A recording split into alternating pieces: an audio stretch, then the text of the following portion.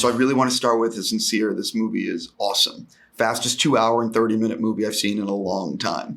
One of the things I don't think people might realize is the unique way that Tom and McHugh work and how they'll reshoot things multiple times. Yeah. So talk a little bit about that aspect as an actor, like the train sequence. I guess they kept filming it to just get it better and figure out what they wanted. So as actors, talk a little bit about that, the way they work and what it's like for you as actors. I mean, first of all, I think they also cast the actors and then build the character around the actor's abilities and around what the actor inspires them and around like ongoing conversations that we have together, you know, and also doing screen tests to see like which hair, which makeup, which outfit is going to go better with the character and how the person moves and all these things. So it's like it takes a lot of time to create the character, but it gives a lot of freedom to the actor as well to do that. What would you like to add? Yeah, I suppose I remember saying to them, we did 40 takes of picking up a key.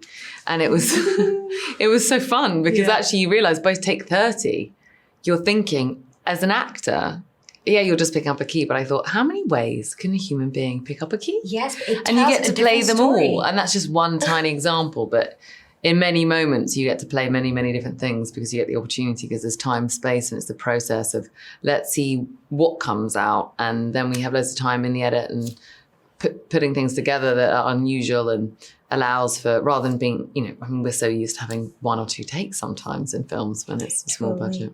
No, but also Christopher McQuarrie has such a sense of the frame and he's surrounded by such an incredible crew and the lighting is beautiful and the set. And then we just play around and just really take the time to make everything perfect, so it feels very special to get the opportunity to do that. One of the things that when Chris and Eric were writing the screenplay 5 years ago, they could not have known how much AI was going to be what everyone is talking about right now. So talk a little bit about that aspect because it does seem a little bit like they're Nostradamus. Like they nailed it in terms of coming out at the right time. I know. Well, we were saying it must have been somewhere in the collective unconscious that there's a feeling of this idea of how we interact with technology and what it means and how much it is utterly now part of the system in our lives, I suppose. And so it seems, unbelievably timely, but also must be in the kind of, I don't know, what humanity are feeling right now and were a few years ago.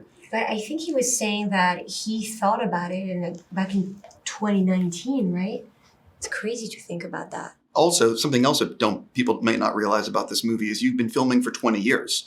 It's like the longest shoot. The longest shoot ever. Yeah, ever. So talk a little about that aspect because obviously when you signed on or you couldn't have known you're going to be filming this forever. I mean, that was crazy. I was never able to go back home for longer than a year. So that was a little bit insane. But I was so focused on the training and on the role and on, working with Tom and McHugh. I learned so much, Oh, I'm sure.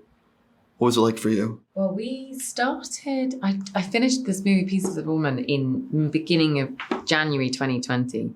The others had started training 2019. Yeah. I couldn't because I was off doing that movie. Landed back, everyone flew to Venice. We were just about to shoot and then COVID happened. Literally the day before shooting.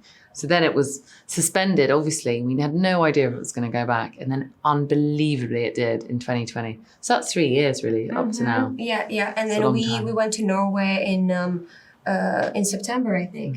Mm-hmm. September 2020. Before I run out of time, I definitely want to ask an individual question of each of you.